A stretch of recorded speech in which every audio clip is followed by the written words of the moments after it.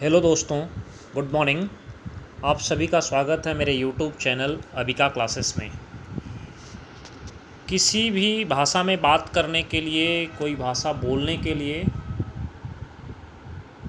और उसको शुद्ध रूप से बोलने के लिए सबसे पहली आवश्यकता ये होती है कि उस भाषा के व्याकरण की जानकारी आपको पूर्ण रूप से हो, बखूबी हो।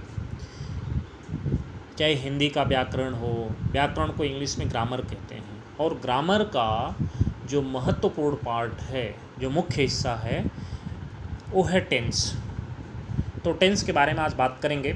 उसका पहला पार्ट है, मैं एक सीरीज़ लेके आया हूँ, आगे कंटिन्यूअस जैसे जैसे दूसरी वीडियो बनाऊँगा उसमें बताता जाऊँगा।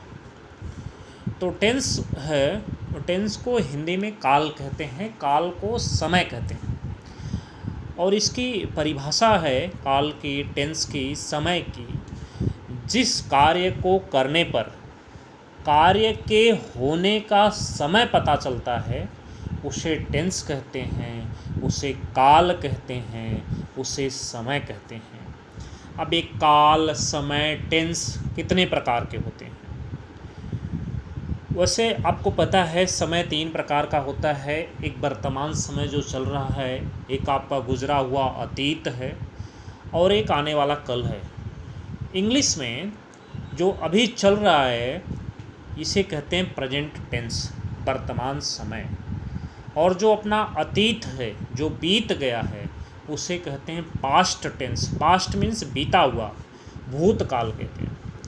और फ्यूचर टेंस, आने वाला कल, आने वाला समय, जिसे कहते हैं भविष्य काल, फ्यूचर टेंस कहते हैं। तो आज बात करेंगे प्रेजेंट टेंस के बारे में, वर्तमान समय के बारे में। वर्तमान समय किसे कहते हैं? जो चल रहा है, आज का दौर, अभी का दौर, वर्तमान समय में जो घटनाएं घटित हो रही हैं। ये इसको परिभाषा के रूप में ऐसे पढ़ लेते हैं कि वर्तमान समय में जो भी घटना क्रियाशील होती है, जो चल रही होती है, जिसे हम परिवर्तित नहीं कर सकते, बदल नहीं सकते हैं, जो सार्वभौमिक रूप से सत्य होती है, सही होती है, उसे प्रेजेंट टेंस कहते हैं। चूँकि वर्तमान समय के भी कई प्रकार हैं, प्रेजेंट टेंस के भी कई प्रकार हैं।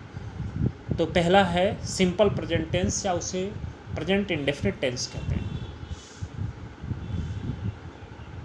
सिंपल प्रेजेंट टेंस का पहचान है, इसको पहचानेंगे कैसे, इस तरह के वाक्यों की हम पहचान कैसे करेंगे। इस प्रकार के जितने भी वाक्य होंगे जो सिंपल प्रेजेंट टेंस या प्रेजेंट इंडेफिनिट टेंस के अंतर्गत आएंगे, उनकी सबसे बड़ी पहचान है कि इस वाक्य के अंत में ता है, ती है, ते है आएगा। जैसे वह जाता है, वह गीत गाता है, वह आगरा जाता है, सीता गीत गाती है, मोहन नाचता है।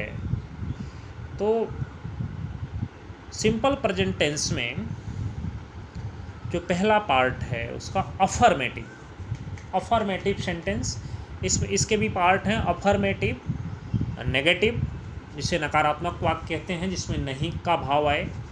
उसके बाद आएगा आपका इंट्रोगेटिव, जिसे प्रश्नवाचक चिन्ह कहते हैं, जिसमें आदमी सवाल पूछता है। और भी आगे हैं, बताता जाऊंगा जैसे सीरीज़ आगे मेरी वीडियो आती जाएगी। अफर्मेटिव सेंटेंस अगर कोई है और उसका आपको अंग्रेज़ी में अनुवाद करना है, अंग्रेज़ी में ट्रांसलेशन करना है, तो उसके लिए जो महत्वपूर्ण नियम हैं, जो रूल हैं, वो बता देता हूँ। एक सब्जेक्ट होता है, जिसे कर्ता कहते हैं। उस वाक्य में जो बंदा काम कर रहा होता है, जैसे राम जाता है, तो कौन जा रहा है? राम सब्जेक्ट हो जाएगा। और मेन वर्ब होती है, जिसे हिंदी में मुख्य क्रिया कहते हैं। राम जाता है, मुख्य क्रिया जाने की। राम क्या कर रहा है? जाने का काम कर रहा है। तो जो मुख्य क्रिया होगी, मेन वर्ब होगी, उसमें एस या ई एस लगेगा, वो आगे मैं आपको बताऊंगा। एक ऑब्जेक्ट होता है, और उसके बाद अदर जो और चीज़ें होंगी वो लगा देंगे। आगे सेंटेंस में जो एग्जाम्पल बताऊंगा तो उसमें बता दूंगा। अब एस या ई एस किसके साथ लगेंगे? जब कर्ता एक वचन का हो, या किसी का नाम हो तो उसमें एस या ई एस लगेगा, वो मेन वर्ब के अनुसार, मुख्य क्रिया के अनुसार लग जाता है। जैसे एग्जाम्पल के लिए ही, सी, इट निर्जीव वस्तु के लिए किसी का नाम हो तो मुख्य क्रिया में एस या ई एस लगा देंगे। और मैं, हम, तुम, आई, वी, यू, दे, इनके साथ मुख्य क्रिया में यस या ई एस का प्रयोग नहीं होगा। उदाहरण देख लेते हैं, एग्जाम्पल देख लेते हैं। तुम एक पत्र लिखते हो, चूँकि तुम है इसलिए इसके मुख्य क्रिया में एस या ई एस का सवाल ही नहीं उठता। इसको ट्रांसलेट करेंगे, पहला है अपना नियम के अनुसार सबसे पहले सब्जेक्ट, तो सब्जेक्ट तुम हो, पत्र कौन लिख रहा है, तुम लिख रहे हो, तो तुम का अंग्रेजी यू, मेन काम कर रहे हो लिखने का, राइट, चूँकि यू है तो इसमें एस या ई एस नहीं लगेगा। ए लेटर, क्या लिख रहे हो, एक पत्र, यू राइट ए लेटर। वह स्कूल जाता है, दूसरा उदाहरण देखते हैं। वह स्कूल जाता है, ही गोज़ टू स्कूल।